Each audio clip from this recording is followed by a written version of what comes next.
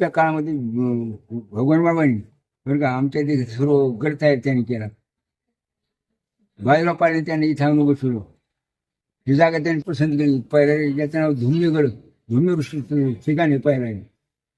आता भगवान बाबा त्याने नगरून परत आणलं. परत आणि सर्व ही जागा दाखवली. जागा दाखवून त्यांना इथं झोपून राहू म्हणजे रात्र ते भगवान बाबा बाजीराव पाटील इथं झोपून राहिले. आणि त्याने ती म्हणले हे गड पसंत आहे का, जागा पसंत आहे का, इथं 2 वर्ष ठिकाण आहे म्हणले. यामध्ये सोन्याचं बावळ, सोन्याचा पिंपळ या ठिकाणी. आणि त्या ठिकाणी त्यांनी असं दगडावर त्यांनी मूर्ती पाडली धुमी ऋषीची. म्हणजे बाबा बाजीराव पाटील त्यांना सांगितलं की बाबा तुम्हाला ही जागा पसंत आहे का, डोंगर पसंत आहे का. त्याने डोंगर पसंत केला. मला पसंत आहे म्हणजे आपण ह्या जागेवर गड स्थापना करून दिली.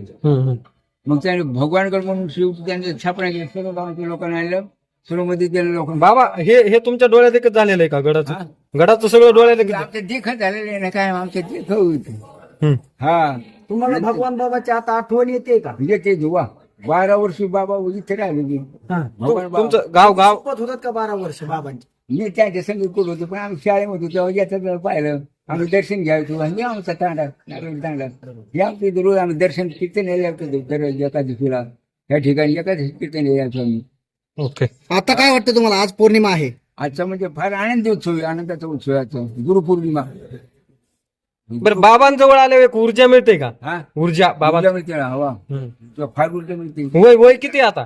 माझा आता 78 चालू आहे. 47 जन्म आहे. बर बर बर माझं आडनाव माझं नारायण बाबू वडते असं आडनाव आहे. आम्ही लमानीत आम्ही. बर बर बर. हा लमानीत आम्ही. ओके.